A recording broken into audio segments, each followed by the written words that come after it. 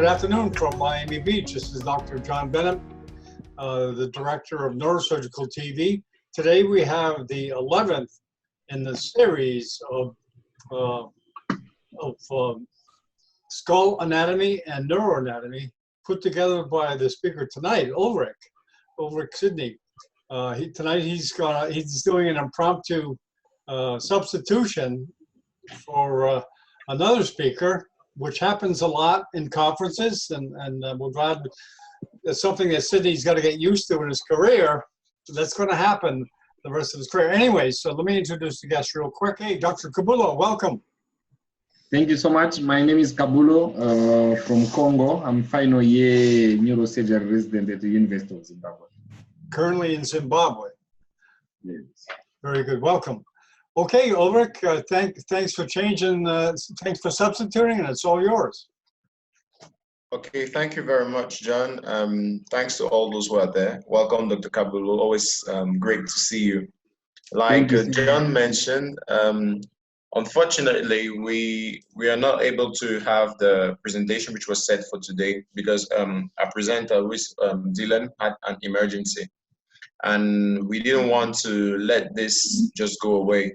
So we're going to reschedule his presentation tomorrow. But in the meantime, I'm going to talk about the resources available for medical students who are interested in neurosurgery. I think it's a very important topic because I've had a lot of questions myself, and I've had a lot of people ask me these questions. Unfortunately, there's not always resources available to give you the directions to get there. So today we're going to be talking about the resources available for medical students aspiring to neurosurgery.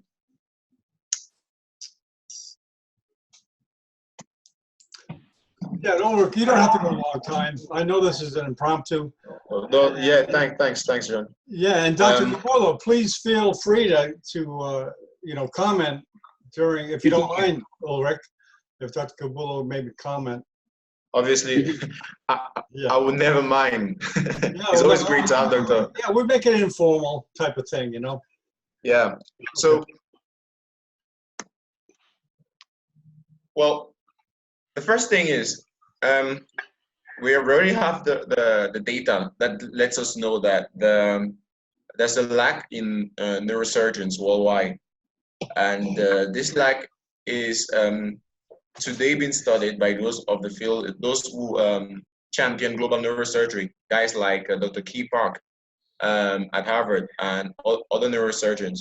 And the WFNS has actually taken to heart these issues, and they're working towards increasing the number of neurosurgeons available, trying to increase the capacity for neurosurgery. And what they've done today is, for example, to create WFNS training centers around the world, and especially in Africa. So we have a few centers right now who have trained really good quality neurosurgeons, and most of them have gone back to their countries to work. Now, I haven't had the chance to talk with a few of them. The problem remains because they go back to these countries and they find out that there's a very high demand in terms of neurosurgical diseases. And the other problem is, besides the neurosurgery, there's a high demand for all the jobs that are connected to neurosurgery. That's like neuroradiology, neuropathology, neuro-ICU. So they find themselves having to not just do the work of a neurosurgeon, but equally that of a neuroradiologist. So they have to get their own CT scans, their own MRIs, and rely basically on their knowledge and skills that they gain during the training. So now those who are medical students today are hopefully the neurosurgeons of tomorrow. So we want to give them the skills and the opportunities to be able to match what our predecessors have been able to do, because it's really wonderful. It's astonishing when you work with neurosurgeons in the developing world, especially in sub-Saharan Africa. They're able to do such a vast array of things. So we want to be able to give the same chances to the young medical students or GPs want to get into neurosurgery. So which are these resources that are available? Because today, if you are trying to get into neurosurgery and you're not close to a neurosurgeon, you pretty much feel lost.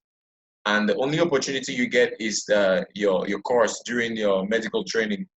So first of all, obviously, is the textbooks. So we have the classicals, which I think everyone by now would know. That's Snell, Rotens, cross-sectional anatomy, various books from Team. And then we get to use the technology of today. The technology of today is like what we're doing today is like using Zoom, for example, being able to be on laptops, on tablets, on mobile phones, to be able to access knowledge across the world, to be able to have someone in Miami exchanging with someone right now in Zimbabwe, and other people who find themselves like myself right now in Cameroon.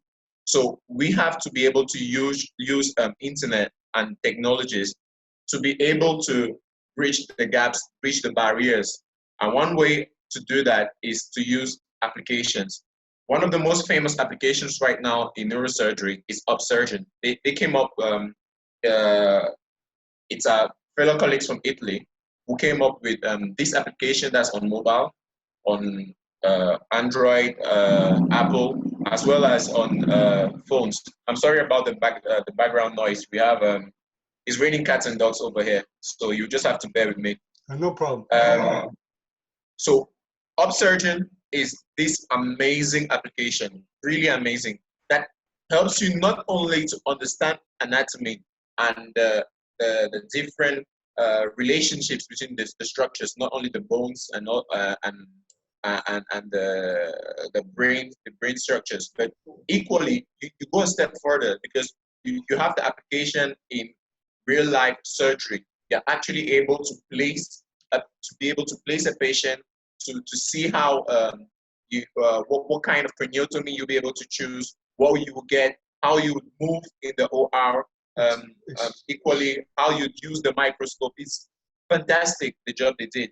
And this application is available to anyone who has a smartphone, a tablet. Excuse me, Ulrich, Yes? could you show us, screen share it and show us? Do you want to do that? The Upsurgeon app?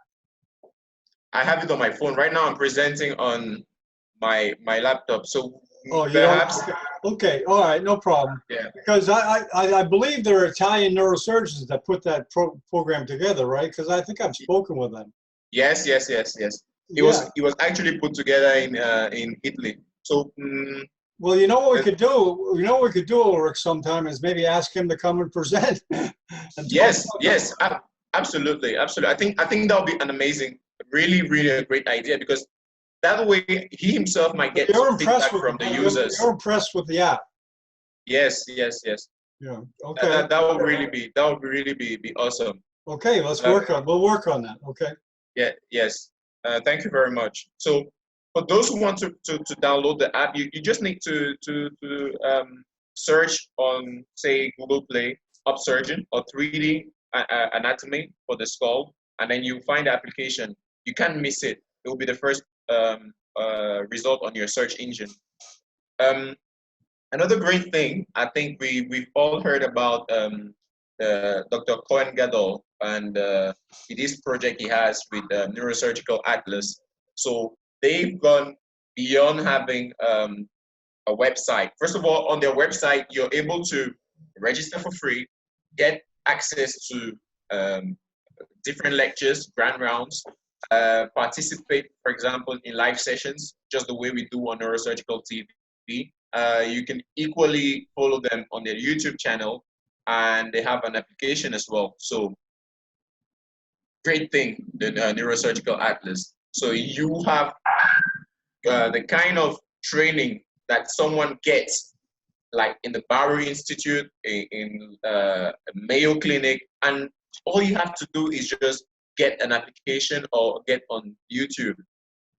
The more generic ones are UpToDate and Medscape. Obviously, I put this here because for a medical student, it's not always obvious to get into these more technical textbooks like Roten, applications like Upsurgeon, the Neurosurgical Atlas, because the first time you get there, you're still struggling with the neuroanatomy. You're just trying to understand which bone goes where, which structure does work, and then if you get into these things really quickly, you might get scared. You might actually think neurosurgery is not for me. So the best way to go about this, I think, is to go step by step. That would be, for example, starting with Snell's anatomy, going up to Roten, going up to dissections, going up to the OR, and then same thing for like the applications. So you'd start, for example, with Medscape, go on. Up to date is not free. So I think you don't necessarily have to have both of them. If you have Medscape, I think it's a good trade-off. You can use Medscape, then go on to have Upsurgeon and the Neurosurgical Atlas.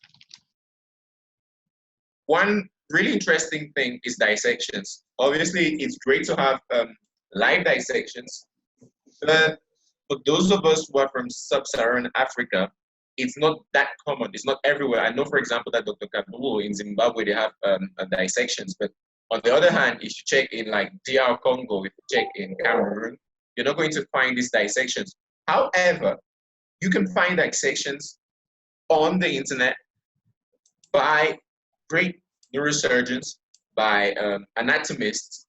We have, for example, one of the anatomists that comes here very frequently, that will be Dr. Hugo Perez, who has these great sessions where he shows you, for example, the veins, the arteries after injection of resin, and he has other models, 3D printed models that he does, which are really amazing. Scale 1:1, really the best thing, next to the best thing you could get for learning anatomy.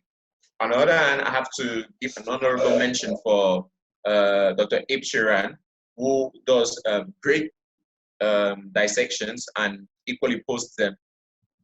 These can equally be accessed, obviously, by Neurosurgical TV. That's where we are today. So I think I decided to talk about Neurosurgical TV at the end because this is it. This is the next big thing. The greatest advantage right now with Neurosurgical TV is we have people following us not only on Zoom, on YouTube, but as well on Facebook. And you find out that these different applications have their advantages. If your broadband is really, really, really bad, you'd be better off going on Facebook, for example, because on Facebook, obviously you will not be able to get that real-time interaction with the presenters, but Facebook permits for lower bandwidth. And then if you have better connection, I'd say, you can get onto Zoom. But then if it's not the best, you might have to what we do usually. That's cut off the video. So you only use the video when we're presenting. So when you present yourself, you use your video. But during the lecture, you cut your video. That way you cut down on the bandwidth, and then you're able to follow the sessions and participate. No stress. When you have your questions, you can ask your questions, obviously. You can put back your video on or not. That's a choice. You just do things based on the kind of resources you have.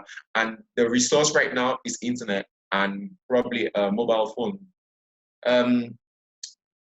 YouTube, free, great resource.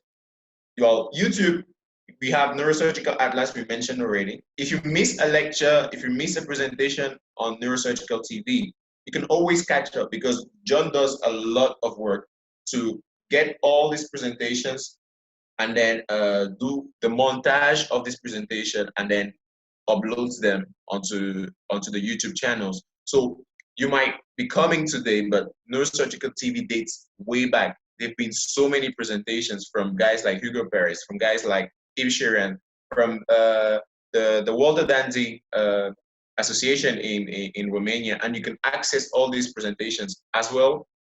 A little group, which is the Association of Future African Neurosurgeons. So you can access all those videos anytime. And with YouTube, you have this advantage that you can download, for example, videos when you have access to Wi-Fi. You download them onto your device, and then you can access it when you don't have mobile broadband. So that means if you get to some place where you have this free Wi-Fi, well, just download all your videos that you missed on Neurosurgical TV. Instagram. Well, I have to speak about Instagram because Instagram, Twitter, Facebook have had a really bad reputation as being these social media website, social media that just waste people's times. But what I would say about it is you have to learn how to use these applications, and you have to learn to use them to your advantage. If you follow the wrong people, then you get the wrong content, and then it's a waste of time. But if you follow the right people, you get the right content, and you're always aware. Because at the end of the day, the things that make the difference between individuals is opportunities. Because you'd find two people who have the same level of intelligence, the same work ethic, for example, but it wouldn't be the same if you have one individual, for example, being trained in Cameroon, and then the other individual is being trained in, say, the US or the UK.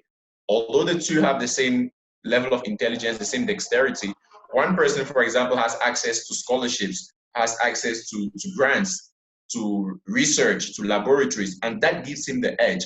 That doesn't mean that the other person doesn't have is doomed. No. But what we're saying now is there are tools for you to level the ground. So if you're a medical student today, you don't have to feel in any way inferior to someone that's in the US, for example, because you have access at the tip of your fingers with internet to the same content which they have access to. So you have to be motivated enough to do the work. So if you're on Instagram, well, you should follow neurosurgical surgeon, the neurosurgical surgeon, neurointensivismo blog, and skull-based MD. These are all neurosurgeons that are on Instagram. They share cases, they share images, for example. They have question and answer sessions, which are really useful because you get the opportunity. For example, in the case of skull-based MD, this is the editor-in-chief of the skull-based journal. I mean, when you ask a question to this caliber of a neurosurgeon and that he answers you directly because you're on Instagram, you can't tell me that this is not leveling the ground. This is leveling the ground. So you have to be able to use it. So what you need to do is follow the right people, those people that give you excess information that just makes noise. You have to unfollow them or delete the different information that they bring to your feed. When you get to Twitter, Twitter is a bit different from Facebook. For those who have not been used to Twitter, but I'd say today, even for your career, you need Twitter because you have the same opportunity as Instagram, but it's not just about pictures. The people will give their opinion and you can interact with them. And you have the major players as, for example, these journals that I've cited.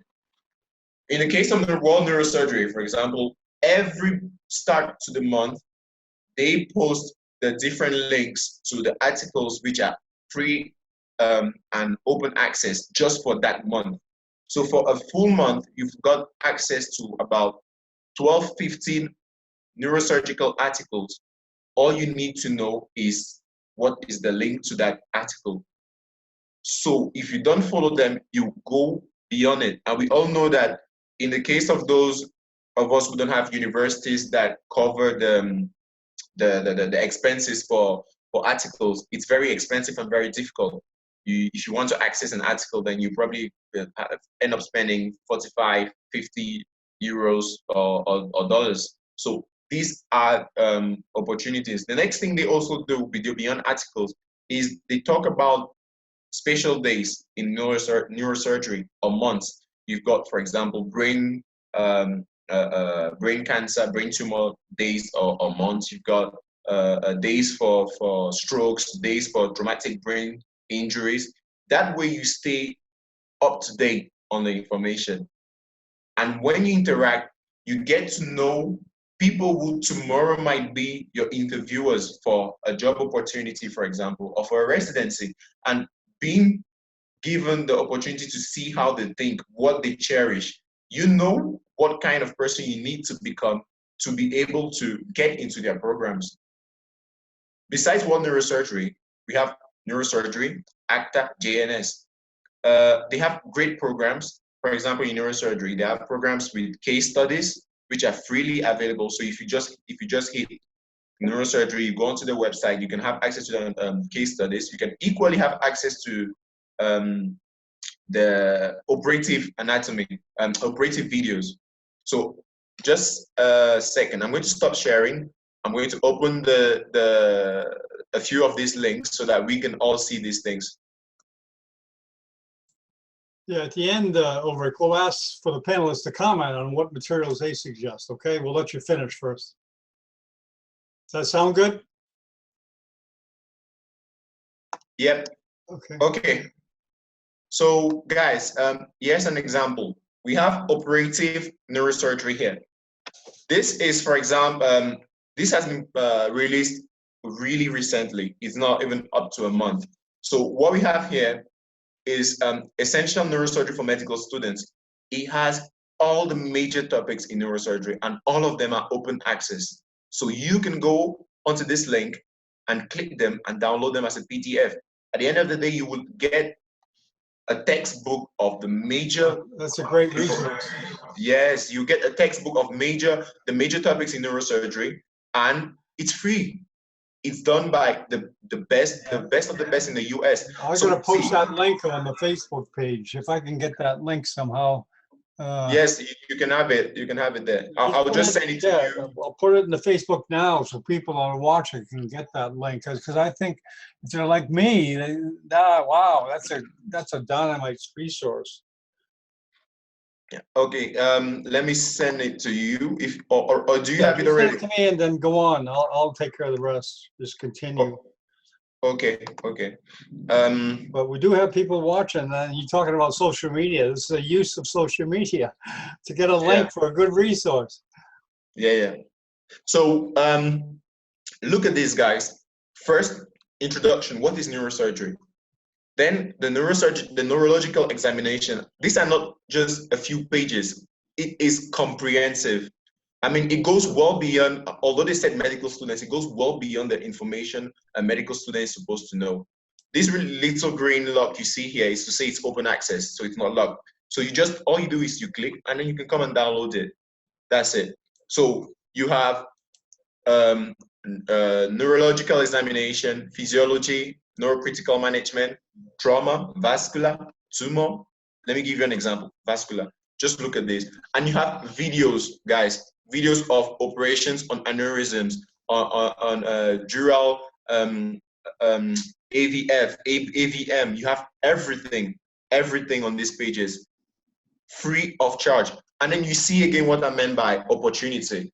It is out there, but if you don't follow the right people, if you're not connected to the right people, then unfortunately, you won't get this information. There it is. Everything. Yes, yes, exactly. So don't hesitate, get it. Now, the next thing. It's what you call a pearl. When I was in medical school, they call those pearls. I don't know what they call them now. They still call them pearls, John. They still call them pearls. They still call them pearls. Yeah, so besides this particular article, still on operative neurosurgery, you have a really long list of operative videos, and you've got case studies as well. Let me show you the case studies. Just a moment. It's in my bookmarks.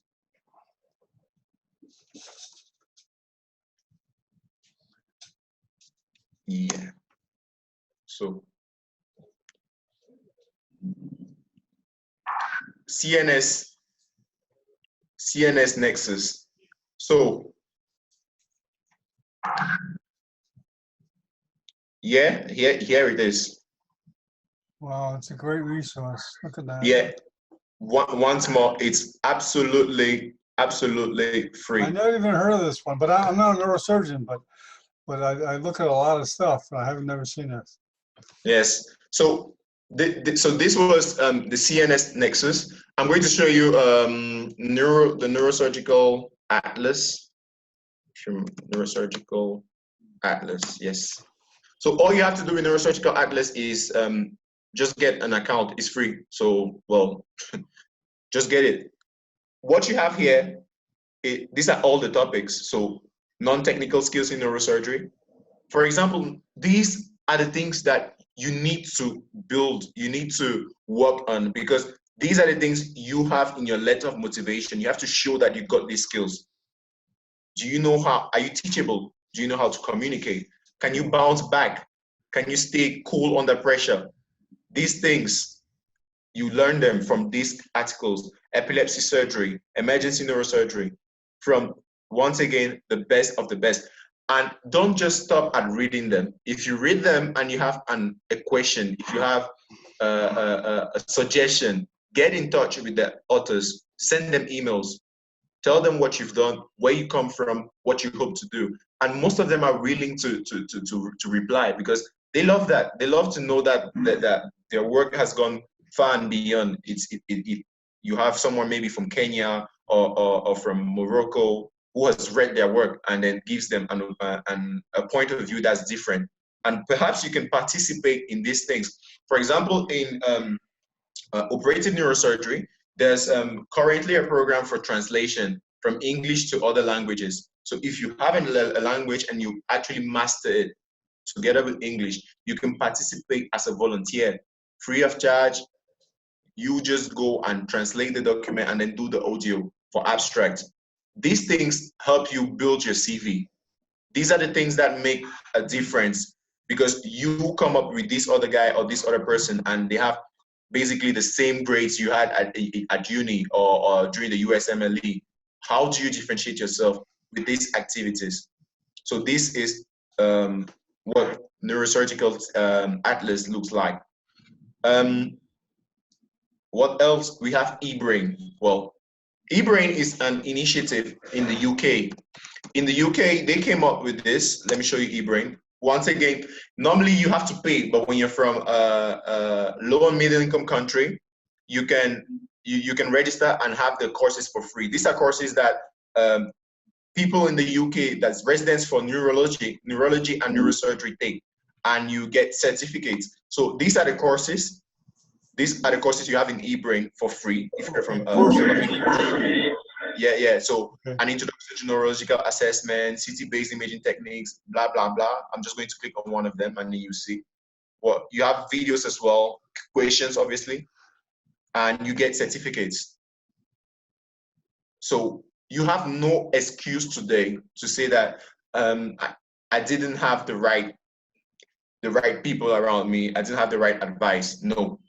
You just need to be disciplined and give yourself some time, and you will be able to make it. Another really interesting resource on Coursera. Coursera, for those who don't know, is this big company who have a website. They give online courses. Most of them are free. At least if they're not free, maybe the first week is free, and then you can go on. It's when you want to get a certificate that you have to pay to get a certificate. So you're not obliged to pay for the certificate. Or you can pay, you can go around, let me say, on average $60, $80 for the certificates. Or before you start the course, you can ask for them to give you financial aid, and then you will do an application. You have an application, and within 15 days, they will give you a reply. If your application is okay, then you can go ahead, do the course, and then you get a certificate for free.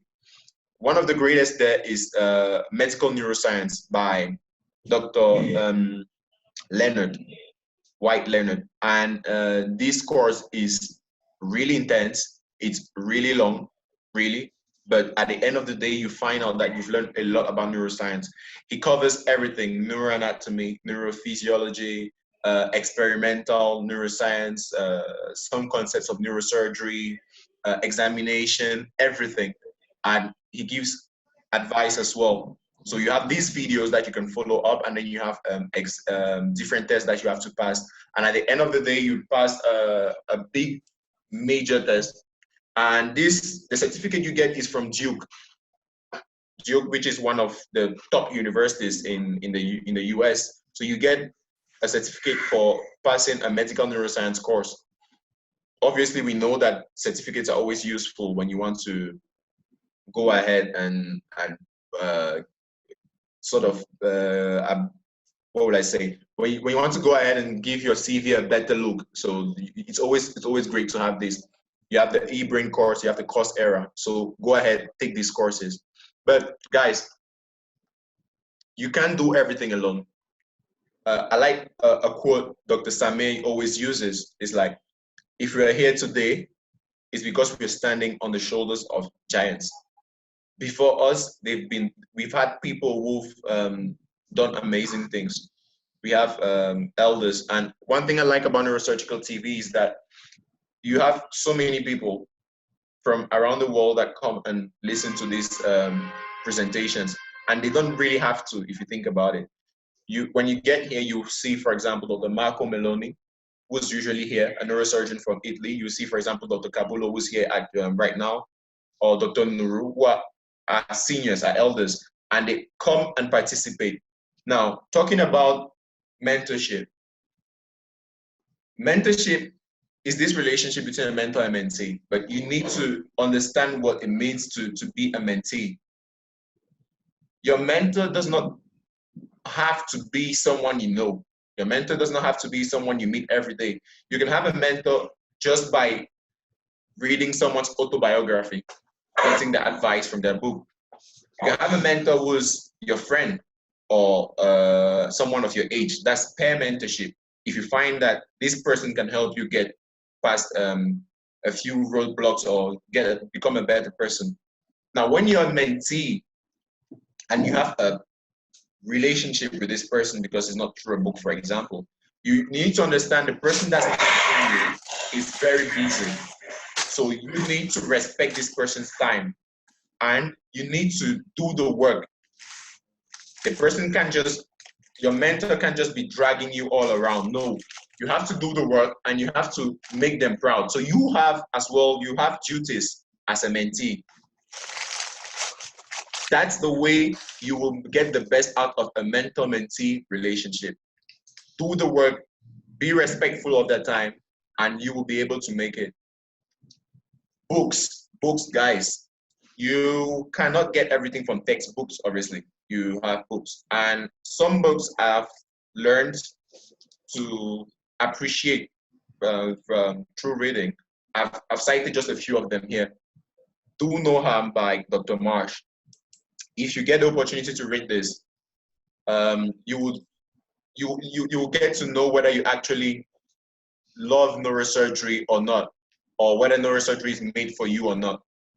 When Air Hits Your Brain, Tales from Neurosurgery, great book. Gifted Hands, those who've not read it have watched the movie by Dr. Ben Carson, one of the most famous neurosurgeons right now, especially given that he's become a politician. Complications, a surgeon's notes on an imperfect science. This is by Dr. Atul Gawande. Dr. Atul Gawande is really known around the world because he's a philanthropist, a great surgeon, and he's the one who introduced the concept of checklists in the OR, in the operating room. And he also wrote Better, a surgeon's notes on performance. Another book, really interesting, The Neuroscience of Sleep. This is not an exhaustive list, but I would advise that you should start with these books. I'm sorry, did you want to screen share, Sidney? I took you off the, Ulrich, I took you off the screen share. Do you still want to screen share? Yeah. Okay, you might as well go back on the screen share there. Yeah, okay.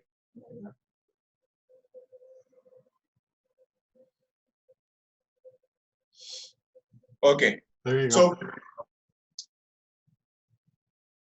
So, if you aspire to be a neurosurgeon, then you need to understand that you're not just defined by the science, neurosurgery. No. Because if you actually believe in science, in neurosurgery, then you know that your patient is not just tumors and strokes and whatever, especially if you're from a low and middle income countries. Simple example, a patient comes to you and you have the diagnosis, you know the treatment, you have the skills. The patient has no money to pay for the treatment. It is your job as a real neurosurgeon to find out ways and means to get a solution to your patient. That goes beyond neurosurgery. You finish your training in the best training centers, you get back home.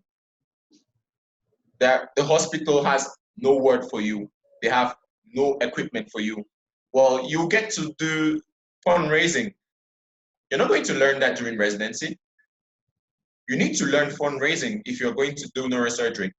You need to be able to talk to the population to let them know that operating on the brain is not a taboo, it's not sorcery, it's not magic. So you need to learn other things than just neurosurgery. You need to become a better person, a better man, a better woman if you are a woman. So besides the neurosurgery, you need to become a better person. So that means you need to train yourself on other things. As a neurosurgeon, you'll be the head of a team. You don't learn you don't actually learn those skills, the non-technical surgery, the non-surgical skills. You need to get better at communicating, for example. You need to improve your emotional intelligence. It's not just about the IQ.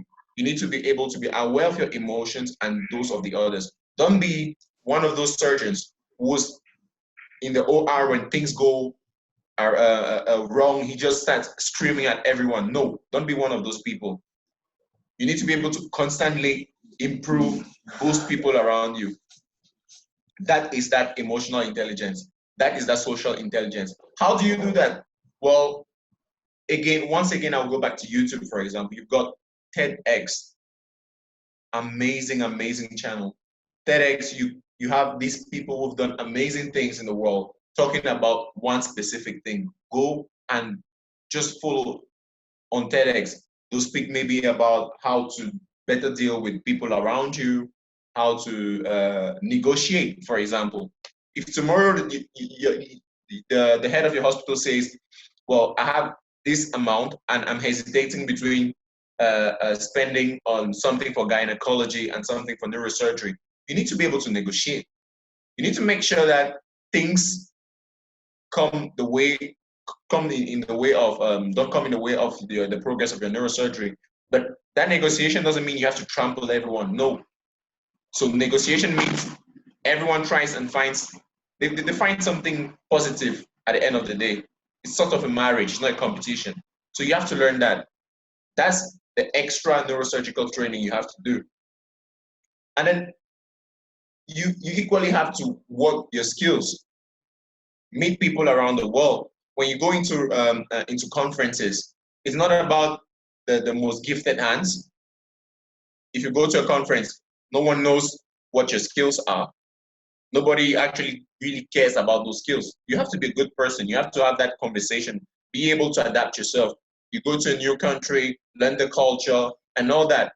People feel good when you come to their country and they feel that you're interested in their culture. So before you go to a place, instead of just spending all the day reading up your neurosurgery notes, you might be learning about the different cities, the history of the place, the food of the place. And that way you build better relationships with people. And these relationships would make you improve as a person. And as a person and as a neurosurgeon, at the end of the day, you're going to improve the lives of people around you.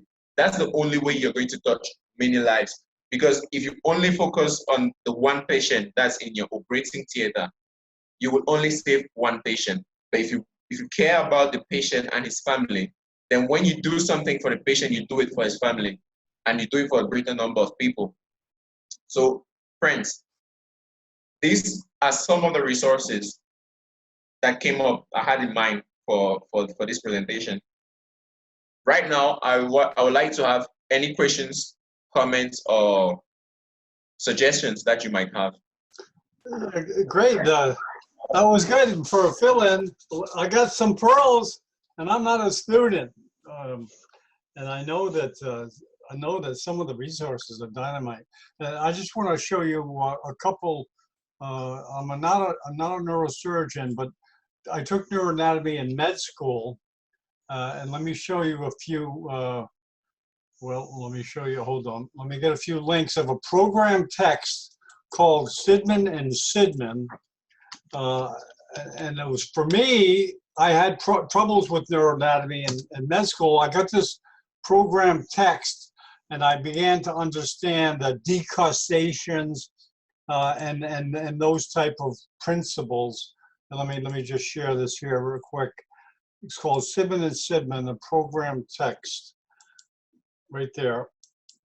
Okay. Have you ever heard of that book? I don't know if it's popular now, Ulrich. Have you ever seen that book before or no? Yes, I have. But it's not the most popular in terms of neuroanatomy. Well, in my day, well, it was good for me. I liked it and I learned a lot. And another resource is the UHA's 1,000 videos. I don't know if you've ever seen that. It's on the surgical neurology page. Let me show you. Have you ever seen these videos? This is Juha Hernes-Niemi. He's done 1,000 videos on aneurysm surgery. It's classic. IPA has worked with Juha, but he is an expert on aneurysms, and he did 1,000 videos on aneurysms.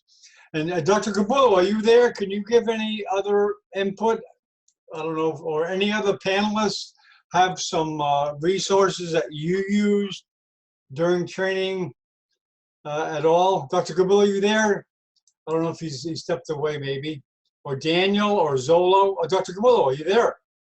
Yes, Dr. Bennett, I'm there. Oh, good. Can you give some neurosurgical resources that you used when you were a med student? Yes, I'm very sorry. I wanted to give my input, but I'm being called at the hospital. So I'm sorry. Okay. I'm sorry. Tomorrow before the presentation, we'll discuss about that. But congratulations, Dr. Ulrich. That was a nice presentation. I enjoyed it. Thank you so much. I think I have more questions. I have also more to share, especially in terms of research.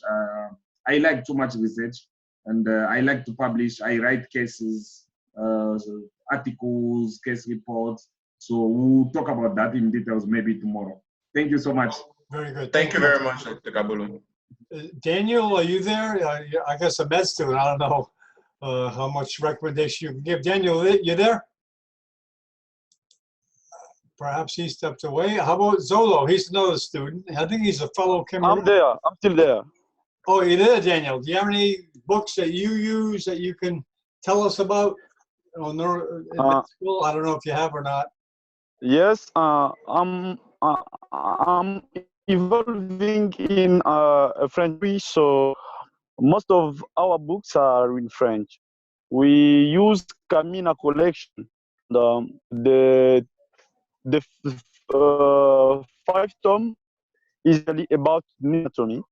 We also use Meta Atlas of anatomy, and we at some extent use videos and other resources. Very good. Very good.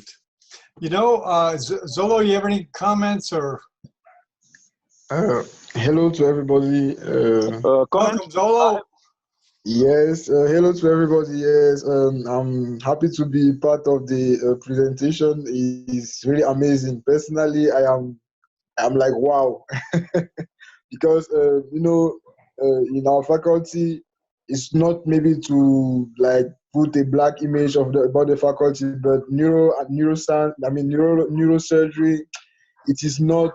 They are not putting too much emphasis on it. You know, they spend much time, like they don't put a lot of time on it. They just pass over it, and really being here helps me to make my knowledge about neurosurgery more deep, if I can put it like that. It's more of a personal effort, and I'm really happy to be here. I listened to the presentation with a lot of attention and a lot of, I would say, in French we say attente, like I was waiting a lot, I was expecting, yes. So, and I think all my expectations have been, I can say, fulfilled, if I can put it like that. and I'm really happy. But personally, what I use for like to what I used to use, if I can put it like that, because today I think I'm going to add a lot to everything that Dr. Ulrich spoke about. So what I used was I use a lot of applications to try to make my knowledge about neurosurgery broad. I use Medscape. I use Teach Me Anatomy. I use I forgot the name, but these apps they permit you to have like a 3D image of everything, and also Netter's Atlas of Anatomy. So that's what I use. But I think today I'm really like going to go deeper. I also use books like Toronto Notes, but though it's not like so deep, but it gave me some ideas at least to take me through till now. But I think today this presentation is going to help me to get into the world, like to dive into it. And I think I'm going to eat, and maybe choke, choke of neurosurgery. So thank you very much, Dr. Ulrich, and thank you, Neurosurgical TV. You're welcome. Well, you know, Ulrich, when I went to med school, it was 100% textbook, and of course webinars, et cetera. But nowadays, education is a different ballgame with the internet. What percentage of time would you say? Well, of course, I think, and I think most surgeons will agree that the textbook are the main source of study. And how about you? How much time do you spend reading textbooks compared to spending time on the internet? About what percentage would you say? In my case, I'd say I spend about 70% on internet and then 30% on textbooks. Because like I said, ever since I discovered these different resources, it's basically having textbooks online and free. So and then with the kind of feed I have on Twitter, I have it's almost automatic, because while I'm on Twitter, I will find, for example, a tweet on an article on some pathology, I don't know, maybe traumatic brain injuries, and then next thing I know, I'm clicking and then clicking and then clicking, and then you find yourself reading for 3 hours without having planned to read on that, because every time you're like, what's this? And then you keep going. I think it's not so much about, some people like paperback, so they will be reading textbooks. Some people are okay with the digital. I think at the end of the day, it's just getting to meet your objectives. If you do that, and then, well, you should be okay. I wish I could be a student again, because I love the internet, and man, there's such good resources to use conveniently. And one advantage today is the network, like you mentioned, the networking and meeting other neurosurgeons for work in the future, or fellowships in the future, or jobs in the future, which we didn't have when I was a student. Yeah. You know, you met them at a conference, or you traveled, but nowadays you can conveniently meet them on your desktop, which is a big plus for getting jobs and fellowships. And I hope we can help other people get positions. So John, Dr. Kabulo mentioned something. I want to just go on with that, because I really, you know, it's always great when you see people liking what we're presenting. So I want to go forward and give them more information, for example, on research, because that's another important thing. I know a lot of guys here would like to be not just neurosurgeons, but be probably the best of the best, and that means not just education. That means getting into research. Unfortunately, I know the reality for most of those who are here, sub-Saharan Africans, medical students. Research is not the same as it is in the US. In the US, it's more of what would they say? You publish or perish. So we are still trying to get that mentality. For most of us, it's when you get into your final year of medical school that you work on a thesis, and most of them don't actually even publish them. So what I would say about research is, the earlier you get in, the better. You won't have everything figured out from the start, but I have a few tips to help you out. because these are the ones that actually help me out as well. I wouldn't say I'm there yet. I'm very far from being there, but at least this can get you started. So I'm going to share once again my screen. I've had a few guys while I was presenting, a few people asking me in my messages that I should share this. They want the links, right? They don't want to attend, but they want the good things. So I'm going to after this, I'll just work on a document and I'll just share it with you guys, so that everyone can profit from that. So talking about, yes, so research, guys, there is this Researcher Academy. It's a free online suppository for early career researchers. It is done by Elsevier's. That's a publisher, Elsevier. Yeah, Elsevier. So you can learn everything from the very beginning to the more complex things.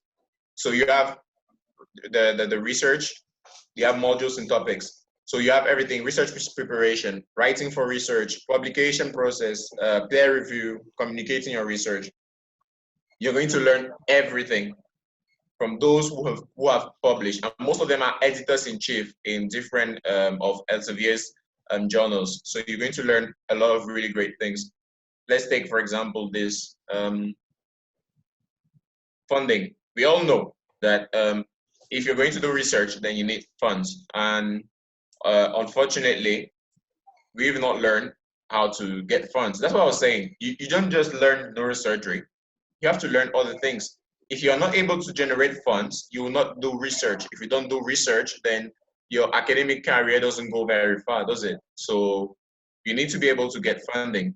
And Elsevier proposes these different modules: how to secure funding, funding hacks for researchers, successful research grant applications, discover how metrics can boost funding and networking opportunities. This is just one thing.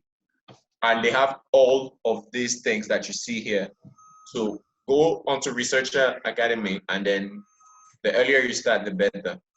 Another thing you can check is Author A, in one word, Author A. Yes, Author A. They do courses as well. They have sort of semesters or sessions, I would say. So once again, you can register and take these courses, and you will learn a lot about research. Don't be afraid. These guys propose mentorships. So get a mentor, try to work with them. With research as well, I'd propose that you should work on the different global neurosurgery programs that need multicentric participation. One of them, one of the more known is the global neurotrauma. The global neurotrauma is trying to, this is it. No, not this one, sorry. This global neurotrauma. So in global neurotrauma, they're working on the treatment of traumatic brain injuries. So we had a presentation, I think about 3 or 4 weeks back, where we had the president of the WFNS who came. We equally had the guys from Cambridge who were around. We had Dr. Sidney Ignatius as well, who was part of the team. And like I said, if you participate in these things, then you get to meet amazing people, guys who are at the top of the food chain, if we can say. We in that presentation, we had Professor Peter Hutchinson, who was there. We had David Clark as well. We had Angelos Kolias. And these are guys that you can follow on Twitter, for example, so that you know what happens. This is the president of WFNS, Franco Sevadei. This is Amro, who's the president of the Young Neurosurgeons Forum. Dr. All of us know, I think, all of us know Professor Yves Cherian. Dr. Ignatius Sene is the chair of the Young African Neurosurgeons, so really a great person as well. Dr. Walt Judson is the liaison at the WHO. Yoko Kato is, just go into Google and then hit her name, and then you will learn, you learn who she is. She's huge, big. Dr. Tariq Khan is in Pakistan. He's actually the one who's going to be organizing the next ICRAN. That's the International Conference on Research on Recent Advances in Neurotrauma, which will take place in November. Normally, it was supposed to take place earlier this year in Pakistan, in Peshawar. Unfortunately, there was this issue between Pakistan and India, so we had to postpone the event. So you have all these people. I think some of us here know Professor Mahmoud Qureshi from East Africa, Professor Gail Rousseau as well, WFLNS liaison at WHO. So you can participate in these things. How do you participate? Well, try to get in touch with any neurosurgeon, any anesthesiologist or surgeon who does who takes care of traumatic brain injuries, and try to get them to register. If they register, then you can ask them to have you in their team as one of the participants, not the participants, one of the investigators. And that way, at the end, when the paper gets published, you can actually get mentioned as well as being one of the collaborators. So don't hesitate. Don't hesitate to participate in this research. Otherwise, you can equally participate in what we call global surgery researches. You can do that via groups like Incision. If you participate, if you work with Incision, you can also get a lot on research. Those were the different resources I had for research right now. Like I said, I'm going to work on a file. I'll try and do that as soon as possible, and I'll share it with those of you whom I have your contacts, and then I'll give it to John as well, so that the others can get it from John. Yeah, if there are any questions or comments, then go ahead. If not, then I think we can end this here. Okay, you know, I wish I was I wish I was a student again. You know, Ulrich, I have a friend in Chicago. He's a medical student and he's 50 years old. He wants to be a neurosurgeon. Yeah. Yeah, well, I mean, he's got the bug. Have you met Simon? No. But there's there was in the news recently some a guy from in the US who graduated from neurosurgery residency at 75. He just has the bug. He just has the bug. You know, yeah. And you probably have the bug, and a lot of others, you know, other people have the bug. But thanks. It's a good resource. Hopefully, people will watch this tape to be able to see. Let me let someone in here. Maybe they have a question. And Zolo, I guess I already asked you. I don't want to make you talk too much. Let me see if there's a person coming in. Lenny, how you doing? Lenny, how are you? How are you? So Lenny, could you please introduce yourself? We haven't met you yet. Pardon? Could you please introduce yourself? We haven't met you yet. Okay, I'm Yorianu. I'm a medical doctor, general practitioner. I'm right in Cameroon, and I wish to be a neurosurgeon. Oh, okay. Very good. Now, Ulrich did a comprehensive overview of the resources available to the aspiring neurosurgeon.